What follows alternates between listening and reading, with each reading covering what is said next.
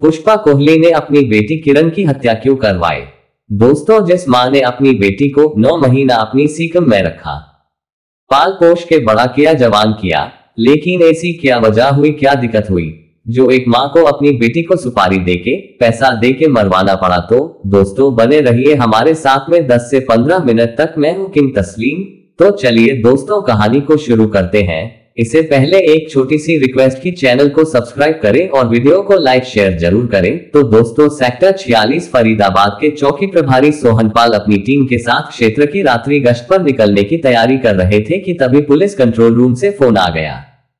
उन्हें बताया गया कि सेक्टर 45 की कोठी नंबर 387 में एक कत्ल हो गया है। पुलिस चौकी से घटनास्थल महज 2 किलोमीटर दूर था।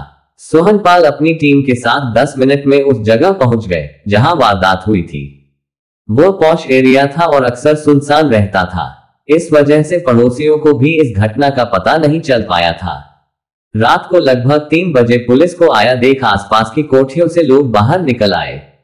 कोठी नंबर 387 में मौजूद एक व्यक्ति ने कोठी का मेन गेट खोल दिया। पता चला वह उसी कोठी में रहने वाला किराएदार राजेश सिंह था।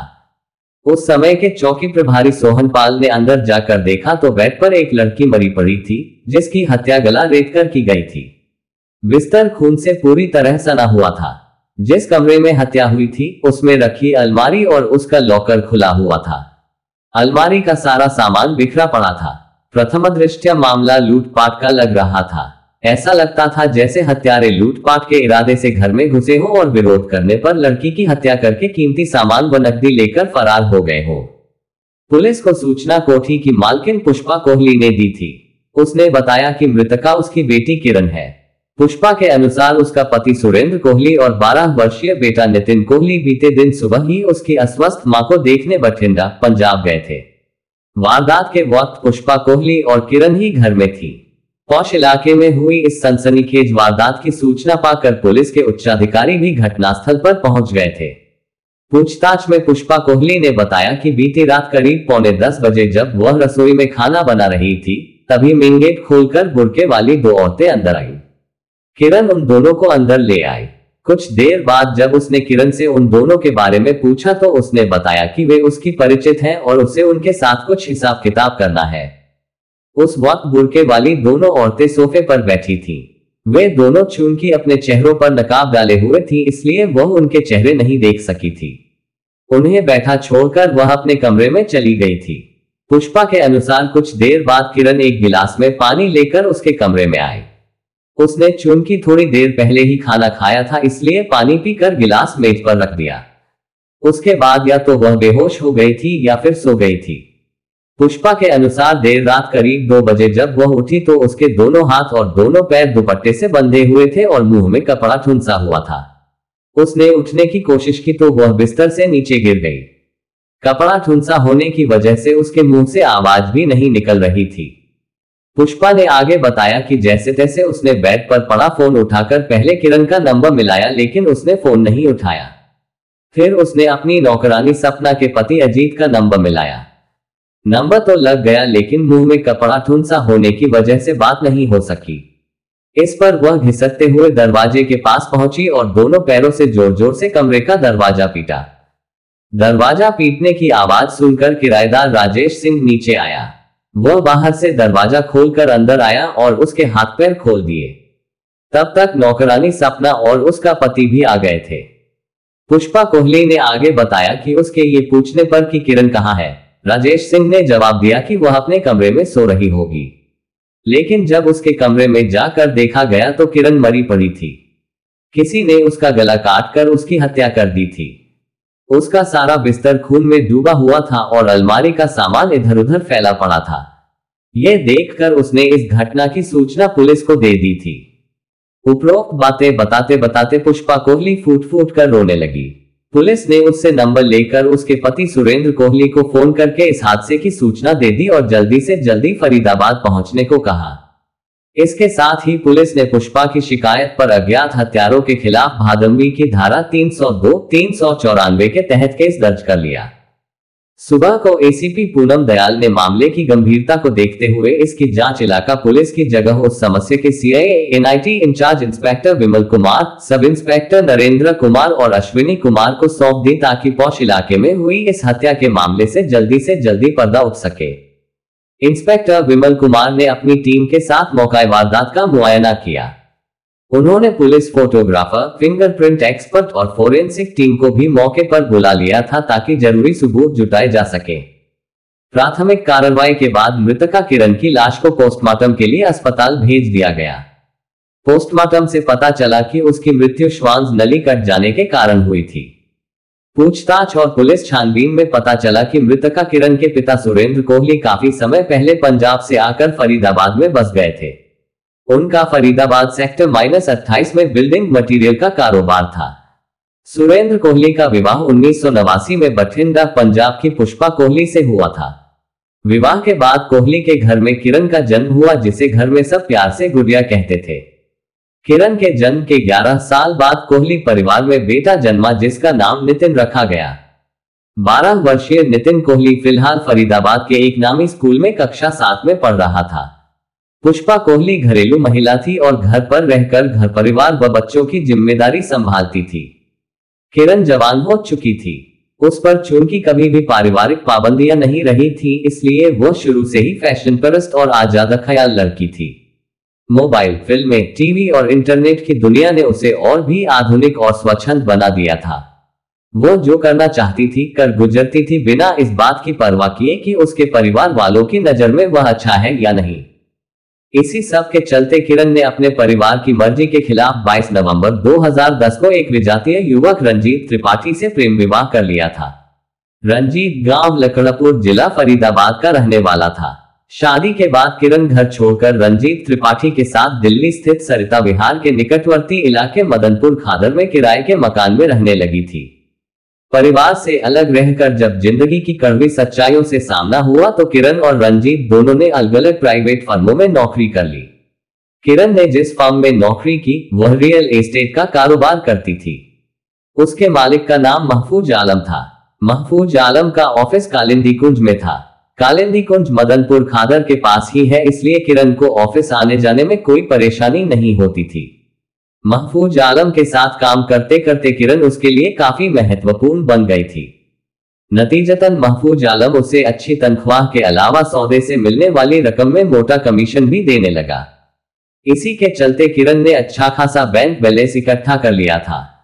दूसरी ओर उसके पति रंजीत को नौकरी से इतना पैसा भी नहीं मिलता था कि घर का खर्च ठीक से चल सके। जब उम्मीद से ज्यादा पैसा मिलने लगता है तो कई कमजोर लोगों के पैर बहकने लगते हैं। किरण के साथ भी ऐसा ही हुआ। आय का स्रोत बढ़ा तो उसने शराब पीकर देर से घर आना शुरू कर दिया। रंजीत ने यह बात किरण की मां पुष्पा कोहली को बताई। मां ने अपने स्तर पर किरण को समझाने का प्रयास भी किया, लेकिन इससे किरण की दिनचर्या और व्यवहार में कोई बदलाव नहीं आया। नतीजतन पति पत्नी के बीच मतभेद बढ़ने शुरू हो गए। इस बात को लेकर रंजीत और किरण के बीच कई बार गर्मागर्म बहस भी हुई। पति से जब ज्यादा मतभेद बढ़ गए तो किरण ने उसके खिलाफ दिल्ली की साकेत कोर्ट में तलाक का मुकदमा डाल दिया। इसके बाद वह 27 जून 2013 को रंजीत का साथ छोड़कर फरीदाबाद में मां के पास आकर रहने लगी। घर लौटकर भी किरण में कोई बदलाव नहीं आया। अब उसने नाइट क्लब में शराब पीकर देर रात घर आना शुरू कर दिया था। जवाब मांगने पर वह गाली गलौज और मारपीट तक पर उतर आती थी। किरण का हाई प्रोफाइल लाइफस्टाइल कोहली परिवार के लिए बदनामी का कारण बन रहा था। एक तो शादी के बाद भी बेटी घर में बैठी थी, दूसरे वह शराब पीकर देर रात घर लौटती थी। मां पुष्पा कोहली इस बात को लेकर तनावग्रस्त रहने लगी थी। उसकी समझ में नहीं आ रहा था कि इस समस्या का कैसे समाधान करे। यह सब चल ही रहा था कि किरण की हत्या हो गई थी। बहरहाल इंस्पेक्टर विमल कुमार ने अपनी टीम के साथ बेहद बारीकी से घटनास्थल का मुआयना किया तो पाया कि पुष्पा कोहली द्वारा लिखाई गई रिपोर्ट और मौके वारदात पर पाए गए सबूतों में काफी झोल है। इसी को ध्यान में रखकर उन्होंने सुरेंद्र कोहली के किराएदार राजेश सिंह, नौकरानी सपना व उसके पति अजीत के अलग अलग बयान दर्ज किए। जब उन बयानों को क्रॉस चेक किया गया तो विमल कुमार को कई बातों पर शक हुआ। मसलन किरण ने पुष्पा को गिलास में पानी दिया था जिसे पीकर वह बेहोश हो गई थी और शायद बाद में सो गई थी। ये बात समझ के बाहर थी कि किरण ने बिना मांगे मां को पानी क्यों दिया और उसने क्यों पिया। इंस्पेक्टर विमल कुमार ने गिलास के बचे पानी को सूंघ कर देखा तो वह सामान्य पानी था और उसमें किसी तरह की कोई गंध नहीं थी। फिर भी उन्होंने उस पानी और गिलास को जांच के लिए प्रयोगशाला भिजवा दिया। दूसरे पुष्पा कोहली से जब दोनों बुर्के वालियों के दिल, दौर, शक्ल और आवाज के बारे में सवाल किए गए तो वह कोई संतोषप्रद जवाब नहीं दे सकी। संदेह हुआ तो पुलिस टीम ने पुष्पा कोहली का मोबाइल फोन सर्विलांस पर ले लिया और उसके फोन की पिछले 6 महीने की कॉल डिटेल्स निकलवाई।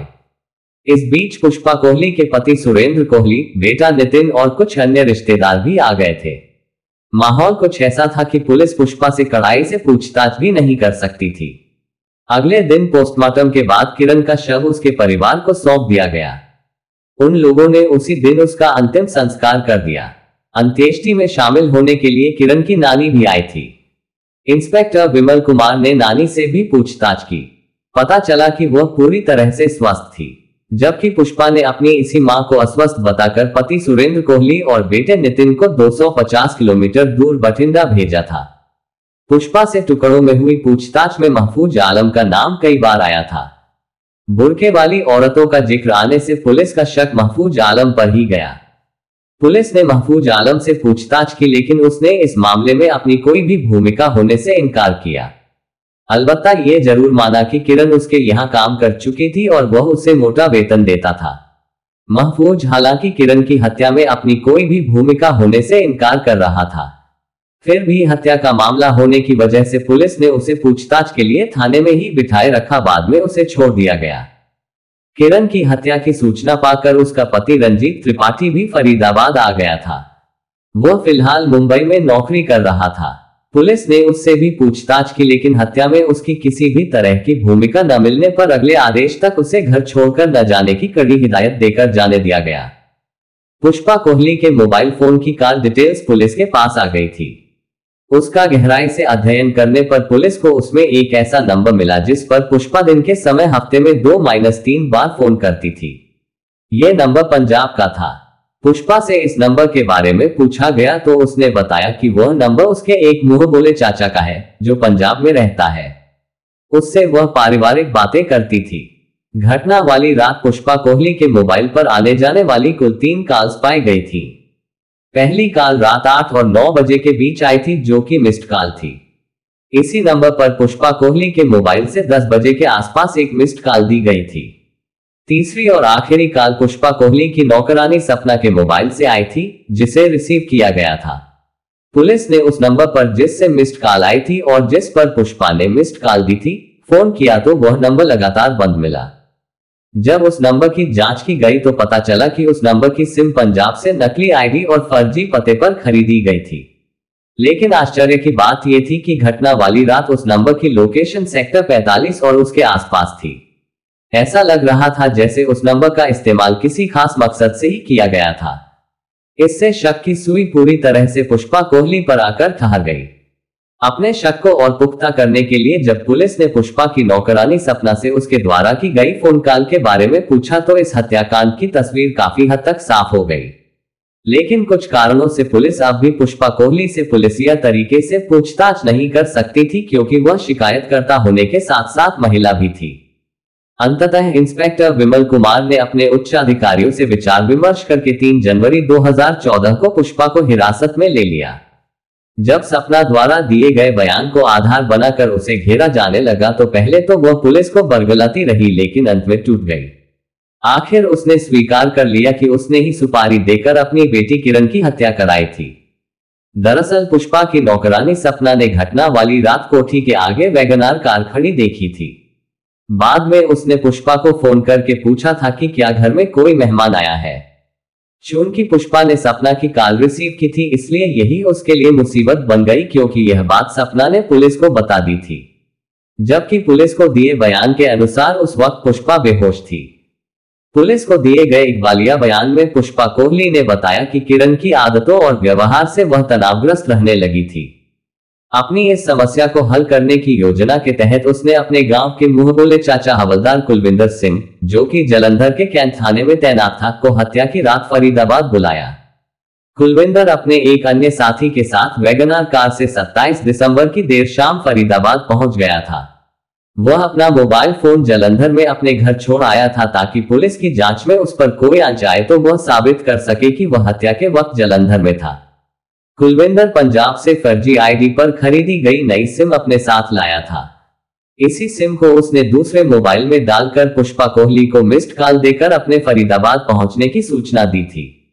पूर्व नियोजित योजना के तहत पुष्पा ने अपने मोबाइल से उसे मिस्ड कॉल दी, जिसका मतलब था कि रास्ता साफ है, कभी भी अंदर आ सकते हो। इसके बाद रात के अंधेरे में कुलविंदर और उसके साथी ने घर के अंदर घुसकर किरण की गला रेत कर हत्या कर दी और कमरे में रखी अलमारी का सामान इधर उधर बिखेर दिया ताकि मामला लूट व हत्या का लगे। हत्या के वक्त पुष्पा कोहली अपने बेडरूम में चली गई थी और अपने कानों को तकिए से ढक लिया था ताकि बेटी के चीखने की आवाज उसे सुनाई न दे।